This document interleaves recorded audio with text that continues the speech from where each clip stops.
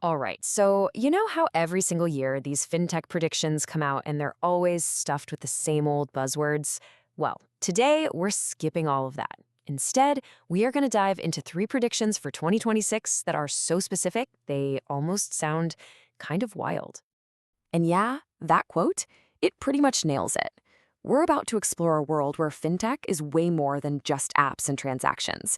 It's about power plays, it's about culture, and it's about making some seriously bold moves.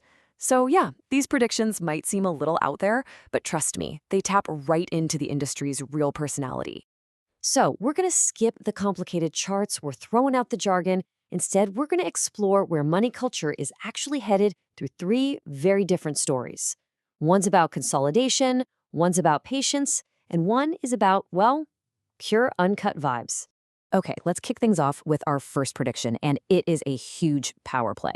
This one is all about Block, the company behind Square and Cash App, and a potential move they could make to control the very front door of the entire fintech universe.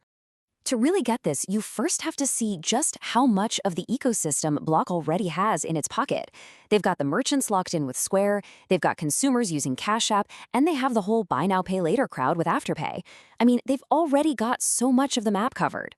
So when you look at all that, you have to ask, right? With all those pieces on the board, what could possibly be missing? What's the one critical piece of the puzzle they don't control yet? The answer? It's Plaid.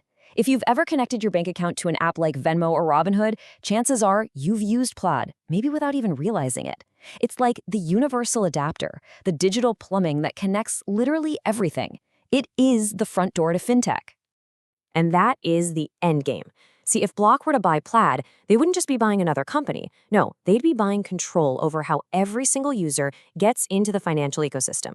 They'd own the entire flow of money before any of their competitors even get a chance to say hello. Just stop and think about that for a second. The entire battle for the future of finance could be won right at the login screen. If you own the onboarding process, you own the whole stack. And this prediction says Block isn't just knocking on the door. They are coming for the keys to the entire kingdom.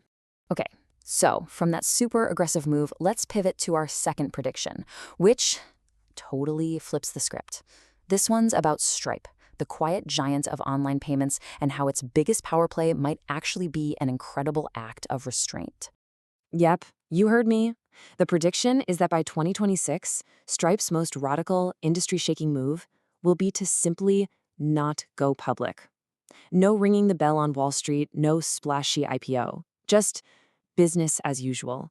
And believe me, that is a statement. I mean, just look at the two different worlds here. On one side, you got the public market path, right?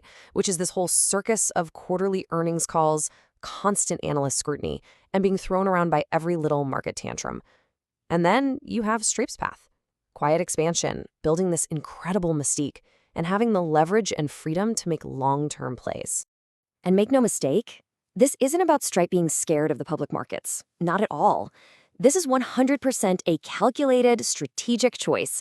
Staying private gives them an insane amount of leverage and the freedom to play their own game, a kind of power that public companies can only dream about. So in a world that is completely obsessed with hypergrowth and flashy exits, the ultimate power move, the biggest flex of them all, might just be patience. It signals a level of confidence and long-term vision that is just completely unmatched. All right, time for our last prediction. And this is the wild card. We're shifting gears from pure corporate strategy to straight-up culture, with this wild idea that Robinhood could try to blend finance with a real-world social experience. No, really, just imagine this. You walk into a physical Robinhood cafe. It's got a sleek design, amazing coffee, and big screens all around, but they're not showing confusing tickers. They're showing curated market moments. Imagine watching a big earnings report or a Fed announcement like you'd watch the Super Bowl at a sports bar. This would be a total shift in how we think about finance. It would go from being this lonely thing you do on your phone to a shared cultural event. It's no longer just a utility, it's an actual destination, a place you want to hang out. It's about making markets accessible, understandable, and yeah, maybe even a little bit cool. So what this wild idea really suggests is that the next frontier for finance isn't just another product, it's a new experience. The company that figures out how to turn finance into a cultural destination, a place built on community and vibes, could unlock a whole new generation of customers. Okay, so we have been all over the map, right? From a massive corporate buyout to a strategic non-move to a coffee shop. Let's pull it all back together and recap these three very different ways to win in the future of fintech. It really just breaks down into these three big ideas. You've got path number one, consolidation. That's Block buying up the infrastructure to control the whole system. Path two is all about patience. Stripe using its private status as the ultimate weapon. And path three is about vibes. Robinhood making finance a place to be. And what's just so fascinating is that these are three completely different philosophies for how to succeed, all happening inside the same industry. It just goes to show you there is no single playbook for the future of money. It's a battle being fought on totally different fronts. So that leaves us with the big question, doesn't it? Which one of these strategies is going to define the future? Will it be the company that owns all the pipes? The one that has the discipline to outlast everyone? Or the one that makes finance feel like a place where you actually want to hang out? Something to think about.